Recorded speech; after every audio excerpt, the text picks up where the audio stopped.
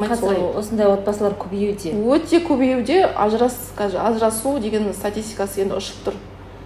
Біріншіден көбінесе жан жақтағы сырттағы факторлар әсер етеді. Манағыдай сырттағы ағайын тумалар кіріседі. Екі жастың шекарасына кіріседі. Сол енді шекара демекші, біз шекара туралы айтайықшы. Біздер келіндер сайысын ұйымдастырдық қой. Сол кезде мысалы қатыспайсың деп келіннің жеке шешімін, яғни қатысқысы келетін адамның шекарасына кіріп жатқанда ситуациялары болды.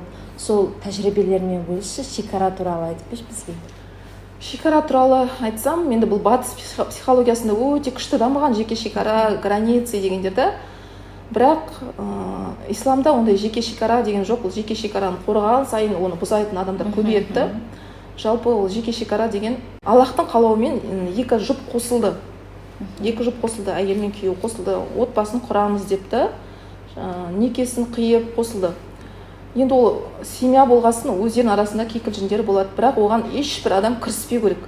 Оған үшінші адам кіріссе, ол өте жаңағыдай, қалай айтсам болады енді. Бұзылуына себепші болады. Кім болса да ол анасы болсын, кіріспеу керек. Оны екі жас ортасына шешу керек. Және де семьяда тұрғанда өте көп бұзылады жеке шекара. Мына бәрі бірге бір отбасында тұратын болса. Мысалы, әйел мен күйеуінің бөлмесіне кіріп кетіп, анағыдай өзінің билігін соғатын енелер бар, қайынсіңлер бар, сұраусыз заттарын алатын. Бұл енді қиын негізі. Бірақ келін айта алмайды да, тіке бетіне айта алмайды. Мен затымды тастама, кірме, жаңағыдай бөлмеге кірме, ұнамайды деп айта алмайды. Іштей күйінеді да балдардан өшін алады. Іштей өзін жоғалтты, балдардан өшін алады сол үшін. Бірақ айта алмайды. Оны бірақ әдемілеп жеткізу керек. Экологично жеткізу керек. Бізде біреулер айқай шығарады ғой, бір қыздар айқай шығарады. Қазір жастар пысық өте, мен соған ризамын, көздері ашық қазір. Оларға қазір жеке шекара дегенді түсініп тұр. Олар түсініп тұр, себебі қазір интернет дамыған заманда жеке шекара бәрін біледі қазір жастар. Қазір жеткізеді. Айқайлап жеткізе ма, бірақ жеткізу керек. Себебі ол өзіне зиян, әйел адам айтпаса, не болмаса ол өзін жегідей жейді. Себебі оның жеке шекарасы тапталып жатыр, оның ақысына кіріп жатыр. Жеке шекара деп аталмайды да исламда, бұл көбінесе ақысы деп айтылады. Ақысына кіру деген сияқты да, ол ақысына кіру өте күнә, тоже күнәлардың бірі. Көбінесе енді аналары, ер адамның, күйеуінің аналары кіреді. Маған көптеген қыз келіншектер хабарласады, себебі мен көп психологияны айтамын, осы мен өзім инстаграм парақшамда. Енді өзің көресің ғой сториздерде.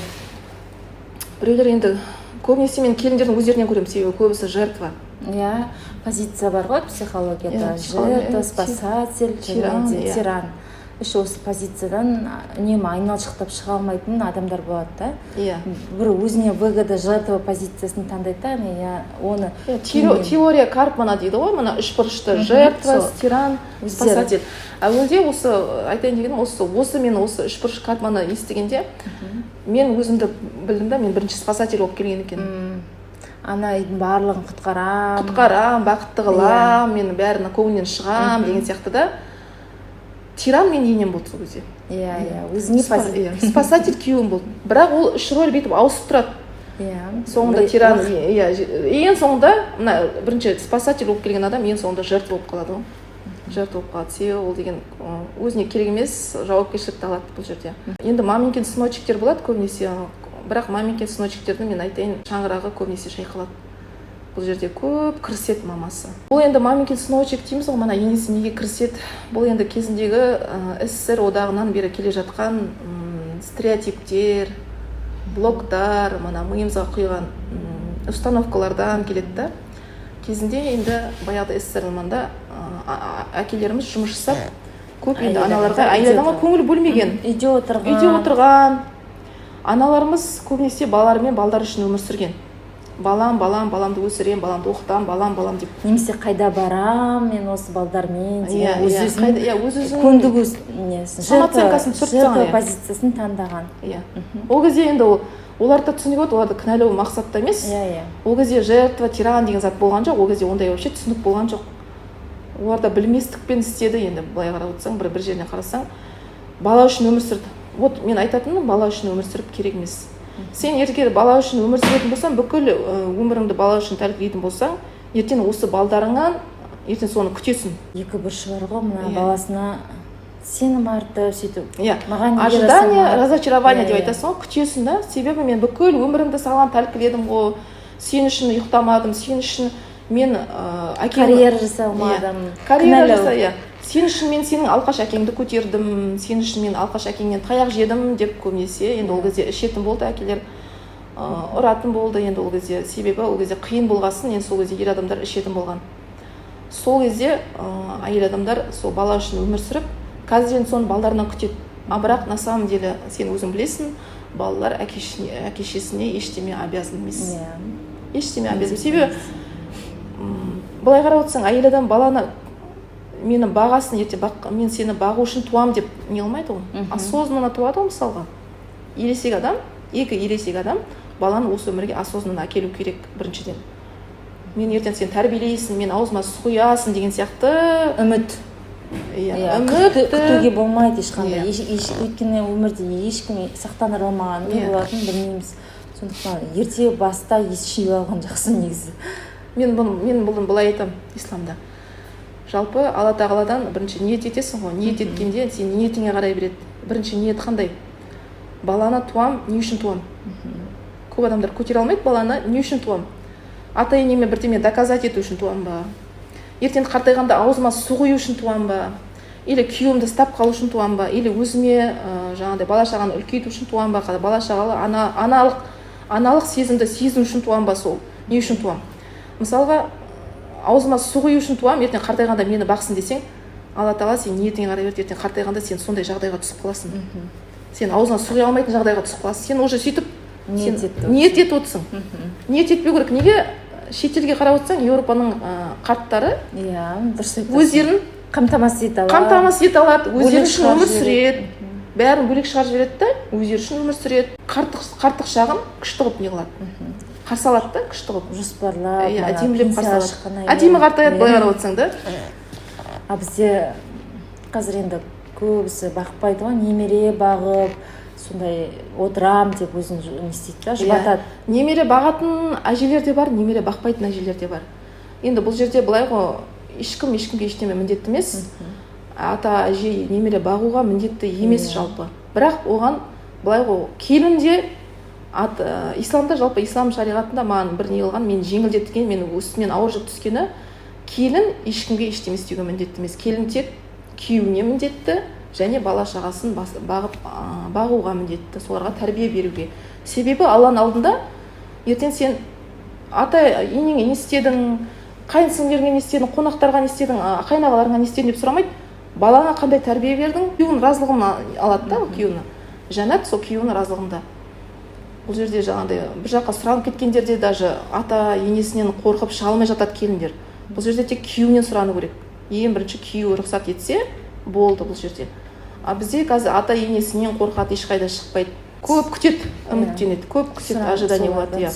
Сосын жаңағыдай ата енем бала бақпайды деу керек, ата ене бала бағуға міндетті емес. Біріншіден мен келіндерге минус айтайын, міндетті емес. Сосын ожидание болмау керек. Если сен ожидать етсең, неге бақпайды, мен туып беріп отырмын ғой олардың ұрпағын десең, сен өзің ренжисің, өзің көңілің түседі оған. Бірақ сен оған ренжімеу керексің, сен баланы өзің үшін тудың, осознанно өзің бағып өсіру керексің. Олар өздерінің баласын бақты, өсірді, болды. Олар енді өздері үшін өмір сүру керек. Бірақ олар өздері үшін өмір сүрмейді, олар келіннен талап етеді. Вот мынандай бітпейтін бір цепочка айналып келген да. Бір-біріне жалған тұрған. Шындығында өз өмірлерін онаға дұрыс жоспарлап білу керек та, қартайған шағына дейінгі уақытта. Бізде мысалы болды ғой, келіндер сайысында енем қарсы болды деген сияқты. Сол любой шешімді қабылдағанда бірінші өзіне керек па, керек емес па, соны өзі үшін шешім шығару керек та. Біреуден сұрамай, ол болды ғой, енді анасының әкесінің үйінен кетті, ол тек күйеуінен сұрау керек. Ата енесі бұл жерде кіріспеу керек. Ата енесі келіннің шекарасын, жеке шекарасын вообще ақысына кірмеу керек, жеке шекарасын таптамау керек. Келін не істесе де ол барып клубқа барып орамалды лақтырып билей ма, ол манағыдай қыдыра ма, ол өзі біледі. Оның өміріне ешқандай кіріспеу керек. Бұл жерде айтайын дегенім еще жалпы келін мен ене туралы тема өте ауқымды ғой. Инстаграмда болсын, интернетте болсын. Көбінесе мына Нұрлан имам неге әйелдер жақсы көреді Нұрлан имамды? көбінесе ол келіндердің сөзін сөйлейді, әйелдердің. Ол бұл жерде тек келіндердің сөзін сөйлеп отқан жоқ, бұл Алланың хақ дұрыс жолын айтады. Ол келінде адам, ол да Алланың құлы, ол да адам баласы. Солай айтқанда көбінесе сондай келіндерге жақып кетеді, ол майдай. Сол үшін оған Инстаграмда көбінесе әйел адамдар оны қолдап, ер адамдарға ол ұнамайды, себебі ер адамның нәпсісіне ол жақпайды айтатын сөздері. Выгодасын көрмейді ғой өздерінің. Ер адамдар әлсіз еркек шариғатта өз несін іздейді демекші, өз заңын іздейді демекші. Оларға тек құлақтарына жағатын, әйелі бүйту керек, әйелі сөйту керек, үйде отыру керек, ол жаңағыдай жұмыс жасамау керек, күйеуінен ақша сұрамау керек, бүйту керек, разылығын алу керек, ата енесінің разылығын алу керек деп сол нені ұстанады олар. Сосын байқағаным, көбінесе жастар, енді кейбір жастарда ауылдық жердің, қаладағы балдардың, жалпы жастардың көздері ашық. Олар өздері үшін өмір сүреді қазір. Көп адамдардың, көп жастардың психологияға зерттеуінің арқасымен, мына Инстаграмның дамуының арқасымен, интернеттің жалпы көп информацияның дамыған заманында көп жастардың көздері ашық. Бірақ әлі қараңғы жастар бар. Менің әке-шешеме ұнаса, мен алам осы қызды. Мен әке-шешемнің көңілін тапса, мен әке-шешеме көнсе деген сияқты, ол кім үшін алып жатыр ол қызды? Әуелде ниет, әйел алғандағы ниет, әйелді әке-шешеме алып жатырмын дейді да. Көмектессе немесе. Соған келісетін қыздар да бар, келіспейтін қыздар да бар, бірақ көбінесе қазір қыздар көп келіспейді. Соған енді өте ризамын. Әуелде өте мен қыздарға айтатын, кеше Инстаграмда да осы теманы қозғадым. Күйеуі шығардың алдына өте осознанно оқып, ментально жаңағыдай дамып, психологпен жұмыс жасап, іштегі травмаларыңызды дұрыстап, бастарыңыздағы таракандарыңызды реттеп барып шығыңыздар. Сол кезде сіздерге сондай осознанный, сондай жауапкершілікті алатын жігіт кездеседі, өзіңізге сай. Сіз қазір жаңағыдай көзіңізді жұмып, анау еркек мені бақытты қылады, мен осы еркексіз өмір сүре алмаймын, осы еркекке шықсам мен адам болам деген сияқты немен шықсаңыз, онда сіз ұтыласыз, разочарование болады, көңіліңіз қалады. Сол үшін күйеуге шығуға да асықпаңыздар, бірінші дамып, ментально өзіңізбен жұмыс жасап, аяққа нық тұрып, осознанно шығыңыздар деп айтамын қыздарыма. Қызыма да мен соны айтамын постоянно. Бірер жылдан кейін өзіміздің қызымыз да өсіп, осы видеоларды қарайды деген үміттемін. Сұрақтар болса, астына комментарий қалдырыңыздар. Егер де Сәулен номері керек болатын болса, мен астына қалдырып кетейін. Инста парақшасын қалдырамын. Сау болыңыздар.